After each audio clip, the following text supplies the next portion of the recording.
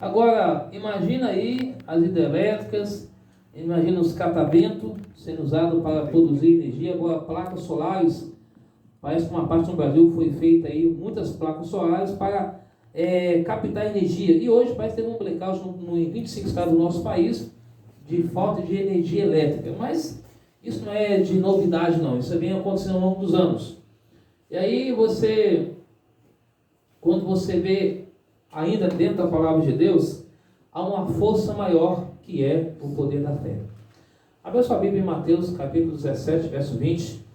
Nós vamos ler apenas 2 ou 3 citações bíblicas dessa noite. A primeira vai ser essa, Mateus capítulo 17, verso 20. Você pode abrir a sua Bíblia. Se você não tiver Bíblia, a gente empresta a você, mas eu quero que você acompanhe para você entender a palavra do Senhor. 17. Mateus 17, verso 20 é o texto que está na tela. Todos acharam? Amém. Convido você a fechar os seus olhos, vamos conversar com Deus. Senhor, nosso Deus e nosso Pai, estamos com a Tua palavra aberta. E rogamos nessa noite, em nome de Jesus, que o Teu Espírito Santo ilumine na Tua palavra, na compreensão e na prática da mesma. Perdoe os nossos pecados, fortaleça a nossa fé e nos dê a Tua paz, em nome de Jesus. Amém. Amém.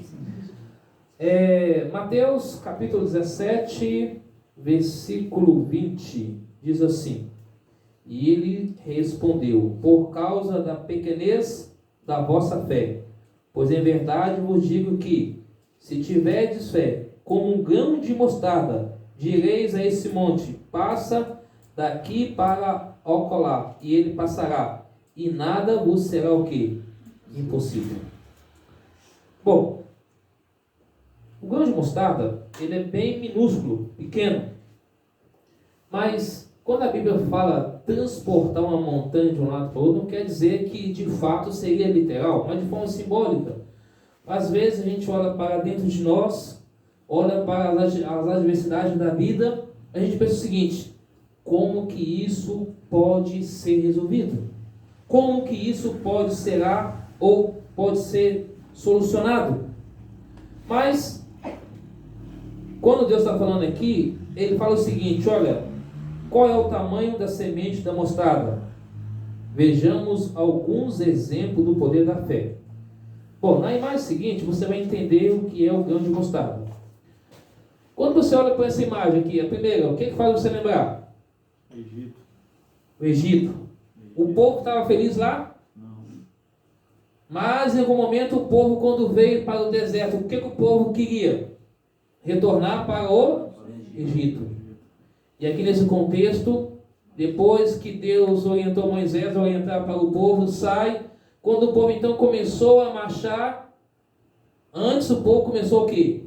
A reclamar.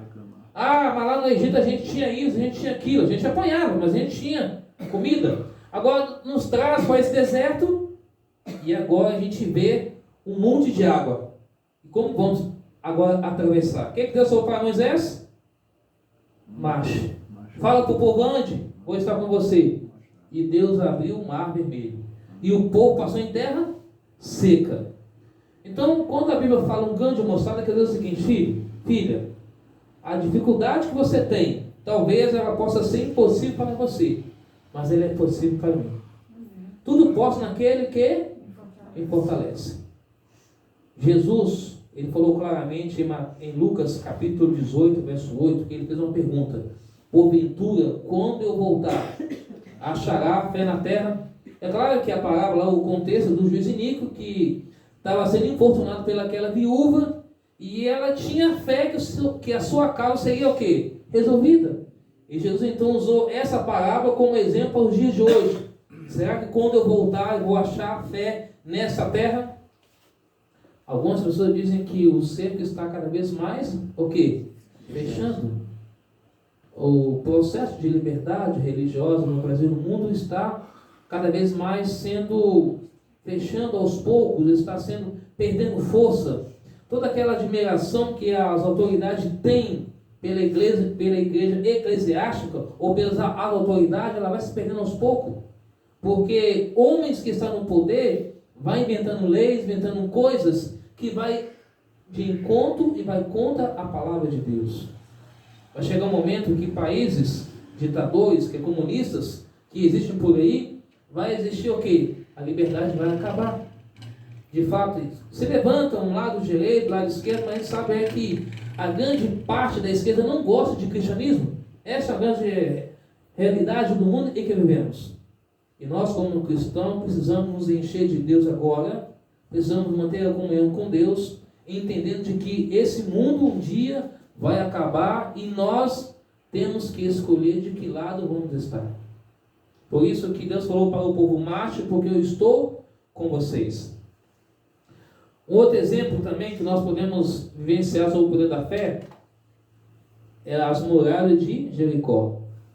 Quantas vezes que eles tocaram as cornetas? 7 vezes, 7 semanas. 7 dias. E depois de 7 dias as muralhas caíram. Perceberam? Imagina aí, número 7, número da perfeição, é o poder da fé. E o que falar de Gideão? Quantos homens que Gideão tinha? 300. Antes disso? 32 mil. 32 mil. De 32 mil, alguns baixaram para beber água 10 mil, mas Deus falou: é muito. Quantos que ficaram? 300 pessoas. E com 300 pessoas, Gideão venceu. E o Senhor disse a Gideão: ainda tem muita gente, esse montante de 10 mil, e ficou apenas 300 que ele venceu a guerra. Essa história você nem precisa dizer, Davi e Golias. Primeiro o profeta Samuel chama todos os filhos de Jessé. Vieram quantos filhos de Jessé primeiro? 7. O 8º era Davi. Um menino que ninguém dava nada por ele. Mas Deus usou e libertou o povo, entre aspas, da opressão do mundo dos próprios filisteus. E ele venceu e cortou a cabeça de Golias. Quando a gente olha para esse cenário, Daniel e seus amigos, o que faz você lembrar? Primeiro, os 4 é levado cativo para a Babilônia. Eram jovens ainda, tinham 17 anos de idade. E agora chega no mundo, numa cultura caldeu, numa língua totalmente diferenciada. E agora eles falando hebreu, né? Ou seja, falando ali a sua cultura, e agora tem que falar uma língua totalmente diferente. E agora eles, primeiro é um teste. Daniel capítulo 1 fala que algumas pessoas usam aquele texto como alimento, mas ali foi um teste de fidelidade. Embora fale de alimentação, mas o contexto não é isso. O contexto é fidelidade e obediência a Deus. Daniel capítulo 1. E aí os 3 amigos de Daniel chegou para o copeiro e falou: olha, vamos fazer um teste aqui. Ao final de 10 dias, de 3 anos, você vai ver que nós vamos estar bem mais tranquilos que os outros. E de fato foi feito. Aquele banquete que o rei ofereceu, eles não comeram, mas beberam água e comeram verduras e legumes. E ao termo dos 10 dias, os 3 amigos de Daniel estavam mais robustos, mais corados, mais fortes, mais felizes, porque seguiram diante de Deus. Se tornaram vencedores porque foram fiéis a Deus. E Daniel, em algum momento, foi jogado onde? Na cova dos leões. Qual a idade de Daniel aqui? 90 anos de idade. Já idoso, não oferecia, vamos dizer assim, resistência ou força nenhuma, nem maldade para nada, mas ele manteve-se fiel a Deus. É como se Deus falasse assim: ó, Leão, hoje vai vir alguém aí, usa a ajuda de vocês como travesseiro e receba o meu hóspede aí, mas não faça nada a ele. Então, naquela conspiração que Dário assinou aquele decreto sem saber, ou seja, ele não leu aquele documento direito, assinou, e aí os amigos de Daniel, entre aspas, na família, eram inimigos do próprio Daniel, fizeram uma conspiração contra ele, e no final o rei Dário passou a noite inteira sem dormir. Deus mandou então lá, tocou na mente de Dário pelo Espírito Santo. Dário então mandou o rei tirar Daniel da cova, e os que fizeram a conspiração foram jogados dentro da cova. Antes de chegar ali com as mulheres, as crianças, os leões estraceraram todos eles. Mas Daniel e seus amigos manteram fidelidade a Deus. Daniel capítulo 3, dos 3 amigos de Daniel, quando estavam dentro da fornalha, um 4º homem, Jesus, que estava ali, o próprio rei ficou assim, o próprio rei Nabucodonosor ficou assim naquele contexto. Poxa vida, eu vejo ali 3 pessoas, mas eu também no quarto, que é semelhante aos deuses. Mandou tirar e falou o seguinte: ó, a partir de agora, Todo mundo vai ter que adorar o Deus de Daniel e dos seus amigos. Então notem que Daniel e seus amigos manteve a fidelidade a Deus. Mesmo Daniel em face da morte, mesmo em face ali orando, não se importando, porque basicamente 10.000 pessoas que estavam ali, que foram tragos como escravos, somente 4 não se curvaram, os demais se curvaram. Então imagine esse contexto aí, a questão da fé. Quando você olha para essa imagem, os apóstolos também foram maltratados, foram mortos, foram perseguidos, tudo por causa da palavra de Deus. Segundo a história, diz que Pedro morreu crucificado de cabeça para baixo. Alguns tentam provar que não, mas a Bíblia diz que alguns foram cerrados ao meio. Por exemplo, esse foi o caso do profeta Isaías, colocado dentro de uma caça de uma árvore. E Manassés, que era um homem que foi, entre aspas, lá atrás de Deus, depois se tornou mal fora de Deus, mandou cerrar o profeta, e no final Manassés aceitou a Deus e ele morreu salvo em Deus. Amém. É como pegar Nabucodonosor, que em algum momento ele se orgulhou do seu trono, de momento depois ele perdeu a sua sanidade, ficou 7 anos, até que olhou para o céu, Deus deu novamente pela sanidade, para ele volta ao normal, e escreve o capítulo 4 de Daniel. Um homem que era incomum, um homem ateu, um homem que era leviano, mas Deus transformou e ele morreu ali com essa esperança de um dia poder estar com Deus no céu. E aqui quando você olha para essa outra imagem, você vê aqui também que os mártires morreram por causa da palavra de Deus. Homens do passado, mulheres do passado, que deram a sua vida em prol da palavra de Deus. Será que nós hoje teríamos a mesma fé, a mesma coragem? Esse é o poder da fé. Quando fala de poder, não é usar a força. Embora a força humana para algumas coisas é importante, por exemplo, para a construção de alguma coisa, tem que se usar a força. Para empurrar um carro que precisa de pegar num tranco, tem que usar a força. Mas aqui é o poder da fé. Homem usa hoje maquinário, usa armas, usa o que for. Mas o poder da fé levou essas pessoas a entrar nessa arena, aos leões seriam soltos, serem mortos por causa da palavra de Deus. Aqui estavam idosos, homens e mulheres e crianças fiéis a Deus que morreu pela palavra do Senhor. Os reformadores também, ao longo da sua história também, John Hus, você tem a Joana d'Arc, você tem o Wycliffe e tantos outros. Você tem os anabatistas, você tem os valdenses, todas essas pessoas aqui que morreram em prol da palavra de Deus. Por exemplo, aqui conta a história de Savonarola, que era monge reformador, pregava contra a imoralidade. Foi preso, condenado à fogueira. Ao morrer disse: meu Senhor sofreu por mim, devo sofrer por ele também. John Hus, grande reformador, foi colocado na masmorra úmida, acorrentado, levado à praça de Constança. Ali foi queimado.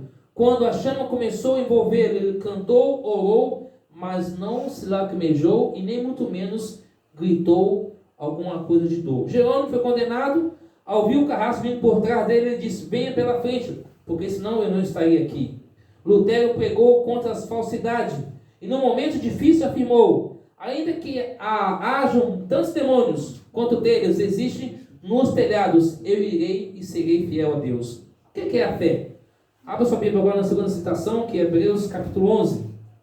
E aqui nós vamos concluir nessa parte aqui. Hebreus capítulo 11. Hebreus capítulo 11, verso 1 e o 2.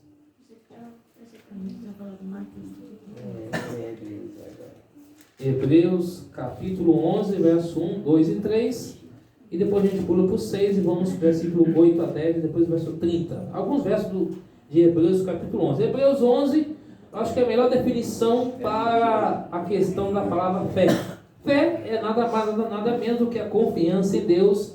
É saber que a gente não vê Deus, mas Ele vê nós. Por causa do nosso pecado, se nós pudéssemos contemplar Ele face a face, a sua glória poderia exterminar nós. Mas em breve veremos Deus face a face. Hoje eu e você contemplamos a Deus pelos olhos da fé. Hebreus capítulo 11, verso 1 diz: ora, a fé é a certeza de coisas que se esperam, a convicção de fatos que não se veem. Verso 2: pela fé os antigos obtiveram bom testemunho. Agora vamos para o verso 6 de Hebreus capítulo 11. De fato, sem fé é impossível agradar a Deus, porquanto é necessário que aquele que se aproxima de Deus creia que Ele existe e que se torna galardoador dos que o buscam. Versículo 8 de Hebreus 11. Pela fé, Abraão, quando chamado, obedeceu a fim de ir para um lugar que devia receber por herança e partiu sem saber aonde ia. Verso 9. Pela fé, peregrinou na terra da promessa, como em terra alheia, habitando em tendas com Isaque e Jacó, herdeiro com ele da mesma promessa. Verso 10. Porque aguardava a cidade que tem fundamentos, da qual Deus é o arquiteto e edificador. Hebreus 11, verso 30. Pela fé, ruíram as muralhas de Jericó, depois de rodeado por 7 dias. Então nota que o livro de Hebreus, capítulo 11, chamado como a galeria ou heróis da fé, existem vários exemplos de pessoas que mantiveram posições, fidelidade a Deus, não alcançaram o objetivo já de imediato de entrar no reino dos céus, mas em meio à dificuldade, morreram fiéis a Deus, aguarda agora a volta de Jesus para acordar na primeira ressurreição, para subir para o céu e viver por um período de 1000 anos, depois volta a essa terra e tudo será renovado depois de 1000 anos e viveremos eternamente com Deus. Amém. Isso é fé. Amém. Eu e você acreditar na volta de Jesus no mundo tecnológico moderno, para alguns é utopia, coisa irreal, mas para nós é coisa real. Possa parecer demorado, mas vai acontecer a volta de Jesus. O mundo caminha a passos largos para um declínio, para um precipício, e somente com a volta de Cristo, somente com o povo de Deus, fiel a Deus, fiel à sua palavra, cujo o que custar, é que vai herdar de Jesus a coroa da vida. E esses homens aqui mantiveram fidelidade a Deus, estão no pó da terra, aguardando o chamado de Deus para ir para o céu. Hoje eu e você usamos óculos, alguns têm que usar alguma coisa para tentar manter o cabelo, alguns tentam usar alguma coisa para tentar manter a pele, ou esticam o cabelo, faz uma série de coisas. Mas tudo isso, quando vem a idade, vem o tempo, não há jeito, vai se declinando o corpo humano. Mas na volta de Cristo, nós seremos jovens eternamente. Isso é o poder da fé. E aí quando a gente vai avançando um pouco mais na próxima imagem, aí vai passando para nós aí, por gentileza. Aí vem o que é fé. Melhor definição: firme fundamento, não fundamento falso. Prova das coisas é preciso provar, examinar. Fé é a certeza consciente, racional daquilo que cremos. Não é emocional, mas é razão. Fé não deve ser cega. Não podemos crer com a cabeça dos outros. Ter fé é viver aquilo que cremos, é confiar. Crença sem prática não é fé. Tiago 2,19 fala isso, que até os demônios crê e estremece. Então fé é confiança, acreditar em que Deus tem o melhor para mim e para você. Um exemplo. Suponhamos que você deseja alcançar um trabalho. Mas se você ficar em casa dormindo, não vai acontecer? Não, a gente tem que preparar um currículo e sair. Então, como obter a fé? Romanos 10,17 diz que a fé vem pelo ouvir praticando a palavra de Deus. Ela se robustece pelo exercício. Como que a fé pode, então, ser exercitada? Quando eu oro, quando eu estudo a palavra de Deus, e quando eu venho à casa de Deus, e quando eu prego a palavra de Deus. Claro que o mundo hoje secularizado, o mundo ideológico, o mundo cheio de coisas errôneas, porque as pessoas parecem que gostam de aplaudir o que é errado, mas o que é certo, o que é conservadorismo, o que é de princípio, o que é correto, as pessoas ainda há uma divisão. Dentro da igreja e fora da igreja, há pessoas assim. Mas isso, estudando ao longo da história da igreja, isso já vem desde a Primeira e da Segunda Guerra Mundial, ainda há irmãos divididos. Irmãos que é conservadorismo, irmãos que apoiam outras ideologias que não são boas para o país em si, Mas depois, quando a ficha cai, vê a realidade, aí vai vendo a degradação das pessoas. Então, a fé, ela vai se robustando, ela vai crescendo quando eu tenho comunhão plena com Deus. O que os discípulos fizeram? Deixaram tudo, seguiram. Passaram fome? Não. Necessidade? Deus os guardou. Quem fala aqui? Quem fala essa frase? Quem fala essa frase? Jesus. Buscai, pois, o reino de Deus, e todas as suas coisas vos será acrescentado. Bom, o que faz a fé? Ela remove as montanhas de dificuldade, abre os caminhos onde não havia caminho, dá poder para vencer. A fé faz ver o invisível. Tudo é possível para aquele que crê. Filipenses 4,13. Quando? Tudo. Basta cremos. Temos que confiar. Hebreus capítulo 11, 8 diz: há fé no mundo hoje? Será que há fé no mundo hoje? Aí vem: o materialismo é a filosofia do dia a dia. As pessoas não tinham tempo para meditação, para oração, leitura da Bíblia e comunhão, relacionamento constante com Deus. Por isso que Romanos capítulo 1, versos 16 e 17 diz claramente: o justo viverá pela fé. Foi o que Martinho Lutero chegou à conclusão. Ele viu claramente que não é através de penitência, não é através de indulgência, não é através de bens materiais que ele conquistava a vida eterna, mas é através de dobrar o joelho em terra, confessar tudo para Deus, para Jesus, e então ele entendeu claramente. O povo, para esses últimos dias, está se preparando para o quê? Para a volta de Jesus. Só pela fé alcançaremos a vitória. Amém. Claro, vamos ser testados individualmente, coletivamente, mas se eu e você mantemos fiéis a Deus, vamos alcançar a vitória e vamos estar aqui no grupo dos salvos, que é a volta de Jesus. Qual é a nossa decisão hoje? Deus nos oferece vida ou morte, dois caminhos. Cristo já morreu, agora ele fala: filho, você tem um caminho a seguir, você tem outro a escolher, bem ou mal, a escolha de cada um de nós. Portanto, em breve, nós vamos estar aqui, com Jesus eternamente.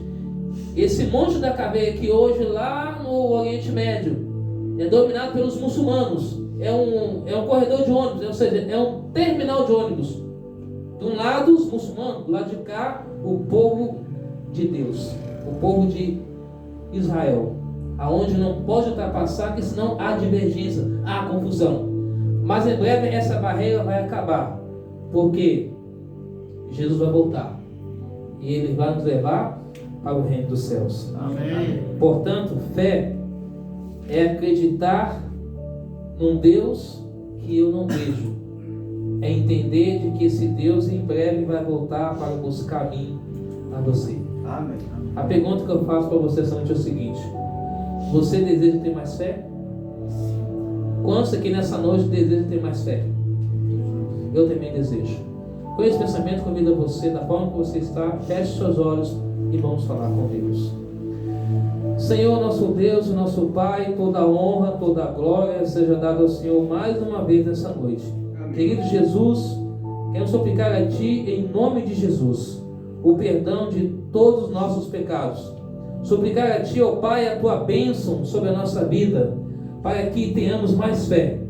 É claro que é muito fácil ser cristão quando tudo vai bem, mas quando vem as adversidades, nós espirramos para um lado e para o outro, tentando achar solução.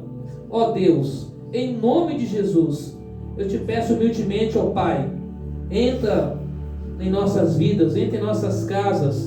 Nós deixamos livre o acesso aberto para o Senhor, para que o Senhor possa resolver, reorganizar a nossa vida, resolver nossos problemas, dar-nos fé, esperança, ânimo e coragem, entender de que esse mundo, um dia tudo passará, tudo será exterminado, todo mal será jogado no lago de fogo, e o Senhor nos dará um lar de eterna felicidade. Mas por hora, ó Deus, suplicamos a Ti fé, perseverança, ânimo, coragem, para vencer todas as dificuldades, as adversidades da vida, porque o Senhor é a nossa rocha, o Senhor estará conosco todos os dias, até a volta gloriosa de Cristo Jesus. Senhor, toma nós em Teus braços de amor, Abençoe cada lar aqui representado, cada vida presente, a cada irmão, a cada irmã. Conduza o nosso espaço. Proteja cada um de nós com teus anjos ao nosso redor, com teu Santo Espírito. E abra os caminhos, ó Pai, derramando as bênçãos na vida espiritual, material, social, familiar, profissional, sentimental, vida financeira, resolvendo a cada um de nós para a glória do Senhor e para a nossa alegria.